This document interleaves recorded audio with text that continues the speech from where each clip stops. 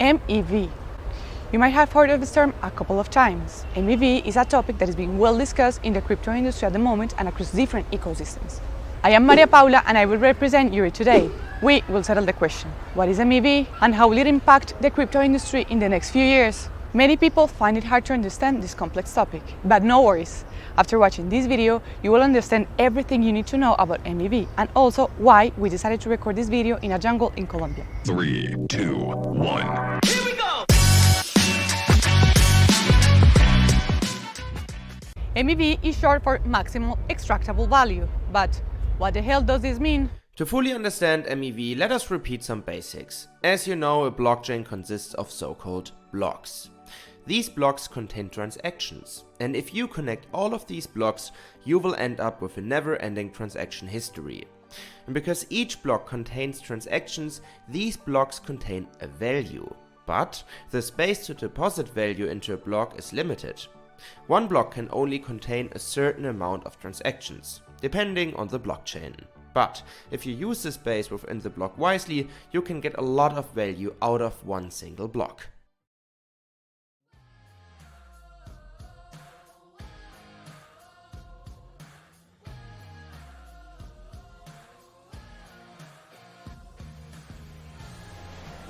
And now let us talk about block space. In order to fully understand MEV, you must first understand what block space is. And what place could be better to explain block space than Península de Osa, a small island in Costa Rica. Let me explain what I mean by that. Península de Osa is a very small island. However, even though there is so little space on this island, more than 2.5% of the world's entire biodiversity can be found here. And why is this so interesting? Well, we have very little space, but a lot of bioecological value. By now, you most likely understand where this conversation is heading. It's about using space as efficiently as possible. And now let us bring this whole conversation in the context of blockchains and blocks. To give you an example, let's say this line represents one block. And my goal now is to extract as much value as possible out of this lime or block. What most people would do is this. They take the lime and cut it in half. The next thing is what they most do. They take the lime, press the juice out of the lime, and that's actually it. Out of this lime, most people just extract this much value. I mean, we have some juice, but I'm an entrepreneur, I'm in crypto. I want to extract even more value out of this lime. After cutting the lime in half, I remove the seeds from the fruit and save it in a safe spot. I will use the seeds in order to grow a new tree, and this new tree will provide me with more limes in the future. But it does not stop here. Of course, I will also use some of the fruit to get some more juice out of the fruit. And another thing I would do, I would use one part of the fruit just to decorate a very, very fancy mojito. And with the rest of the fruit, well, I won't throw it away. No, I will sell it for a very cheap price to a farmer so that he can feed his animals with that. This is how I got some lime juice, a cocktail, some seeds for a new lime tree, and food for animals out of one single lime instead of throwing all of the lime blindly away. So in a nutshell, I was focusing on extracting as much value out of one lime as possible. And folks in crypto do exactly the same, just with blocks. So, how do people precisely make money from MEV? Let's say you realize that one ETH gets traded for 2,500 USDC on Uniswap, but for 2,499 USDC on Balancer. This represents an arbitrage opportunity. Now you could go ahead and borrow a certain amount of USDC on Aave and execute a so-called flash loan. A flash loan allows you to borrow money on Aave and execute two trades within the same block. In this example, you would borrow USDC on Aave, buy ETH for a lower price on Balancer and sell it for a higher price on Uniswap. All of this happens in the same block. This is how you can make a tremendous amount of money in a very short period of time, only because you abstracted the maximal value out of a block. Mostly, people use so-called bots that automatically realize this arbitrage opportunity on behalf of the user who wants to profit from the arbitrage opportunity. In this particular example, also the protocols are happy about your trade, as you help the prices to sink in on both exchanges so that the ETH price will be equal on Uniswap and Balancer. So, you made some money and helped prices to sink in. Why do some people see such a significant risk in MEV? Before diving deeper into this, it is crucial to understand what a mempool is. A mempool is a set of pending, unconfirmed transactions. When people execute a transaction, this transaction goes into the mempool. Then a validator miner picks up the transaction and includes it in the next block. The miner or validator, of course, has an incentive to prioritize certain transactions. For example, suppose Bob is willing to pay 0.01 atom in a transaction fee. In this case, the validator will prioritize this transaction compared to Alice's, which does not include a fee. This means validators or miners have the power to decide which transactions they want to include in the next block and in what order. And this is the reason why I am standing in a Colombian jungle right now. In 2020, researcher Dan Robinson published a Medium blog post called "Ethereum is a Dark Forest." The Dark Forest is a science fiction book. The book tells the story of an environment in which detection means certain death at the hands of advanced predators. In this blog post, Dan described Ethereum as a dark forest where predators take advantage of weaker users. Let me explain how. Let's say you want to buy a massive amount of ETH on Uniswap. An arbitrage bot realizes this since your transaction is public in the mempool. The arbitrage bot copies your transaction and pays a higher fee to get his transaction processed first. Then the price of ETH increases and some slippage comes in. While you wait for your transaction to get confirmed, the price of ETH increases and the bot forces you to buy the ETH on a higher price than initially planned, with the intention of selling it immediately after your purchase. This is called a sandwich attack. Is MEV only a bad thing? No. Osmosis co-founder Sonny Agrawal stressed the importance of MEV in terms of liquidations and arbitrage opportunities. Liquidations are healthy for a protocol to survive, and arbitrage opportunities need to happen to keep prices across different protocols in a sync. His vision is that there is a bad MEV and a good MEV, and we should minimize the bad MEV and internalize the good MEV. How should this work? In his view, bad MEV is a privacy problem, since transactions are public in the mempool and everyone can see them. However, if these transactions were decrypted, there would be no chance for bots to take advantage of them. Okay, but how we internalize good MEV? One good opportunity is making IBC profitable. According to Skip co-founder Magnus Merenik, MEV could make even IBC, the communication standard we all love, profitable. One thing we haven't solved as an ecosystem is how to incentivize IBC relayers. So these are people basically nice to us who are relaying these packets between because they want to support the Cosmos, but they're not generating any revenue from doing it.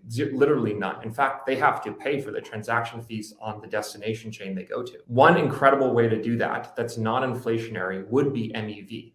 Since they play such an important part for relaying cross-chain packets, cross-chain MEV can be used to incentivize them in the same way that we incentivize validators to continue to run that infrastructure. So that's sort of how we envision the single chain client to the multi-chain client and having IBC relayers incentivized in that transition. Yeah, that's an interesting take, but I would really love to dive deeper into the IBC aspect. So, Mac, as far as I understood it right, IBC is kind of a non-profit technology that is very helpful for the Cosmos ecosystem, but with MEV, IBC as a technology could generate revenue, right? Yeah, we think so. So, MEV could significantly impact IBC, making the technology itself capital efficient. But it is yet to see how this will play out. But there's also another big and important part of the story. Nowadays, only a few people profit from MEV, such as MEV researchers and arbitrage bots. But how can you, as a user, profit from MEV?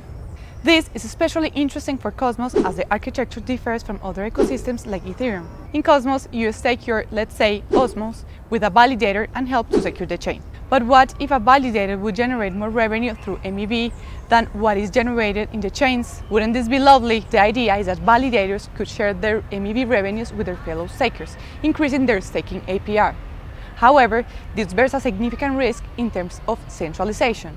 But what exactly does that mean? The big risk of MEV coming Cosmos is going to be a centralizing force. Like the biggest risk is that a subset of the validators, usually the big ones, primarily extract disproportionate amount of the value, then they compound that value to sort of dominate the network. It's absolutely essential that that Cosmos maintain the rights of minorities being small validators. If you're a large validator extracting disproportionate amount of revenue, then it's very, very difficult to allow smaller validators to take part in that economy. And it's usually the small validators that bring in new ideas. They are the ones that propose the ideas that are going to move the network forward, I would argue. So it's absolutely essential that MEV is not a centralizing force that washes out small validators in sort of the intra-chain case. In the intra-chain case, of which there's similar dynamics, of which, like, if you have presence on multiple networks, you know, if you just take four, like Cosmos Hub, Osmosis, Evmos, and Juno, right? There are maybe a handful of validators that are in the top, let's say 20, including FRENS, by the way. And that gives them a privileged position to co-sequence. So they can potentially sequence blocks across those blockchains and have much lower risk of performing certain operations. This is a huge risk to the sovereignty thesis of Cosmos as an ecosystem, which is supposed to be about the community computer, is supposed to be about community values, specifically those that defend minorities, and there's supposed to be diversity across the zones such that more communities can explore different ideas in parallel. So, what can we do about this to prevent centralization? One idea is to separate the roles of searchers, block builders and validators. It would mean that validators would be separated from their role of building blocks. Instead, sophisticated block builders would play this role. In praxis, this would work as follows. A searcher finds an MEV opportunity. Now he wants to take advantage of it. Then, a sophisticated block builder would build the entire block. The searcher bids amongst other searchers for the priority to get included in the next block. After the block has been built, the block builder proposes their block to validators. The validators then pick the block with the highest fees. This is how the role of block building and proposing gets separated. Validators would only pick up blocks that were built already. This would have the following advantages. First of all, MEV revenue would be more transparent and impossible to hide since the block building auctions are public. In short, more transparency. Secondly, due to the separation, running a validator would be more accessible for the masses, which means more decentralization on the validator layer. Finally, you would remove a centralizing force from the validator layer. So, the problem is solved? Well, not precisely. There are some elementary things that you need to understand. First of all, yes, you would decentralize the validator level. However, with PVS, you do not tackle the problem by its root. You would basically be moving the centralizing effect to the block builder level. The problem is not solved. And secondly, since you would introduce another layer, protocol designs will generally become more complicated. Even though I agree with the disadvantages, it still makes the industry more decentralized. Moreover, we might be able to win some time to find a solution to eliminating centralizing forces in the block builder layer. And to give you a better example of what the near future could look like, new protocols emerge, such as Skip, that try to distribute the revenue of an MEV market with stakers of a validator. Skip co-founder Magnus explains. So if you think about it on Ethereum, like the people who MEV Geth and Flashbots brought a lot of the revenue to the miners, right? And the reality is like most of us aren't.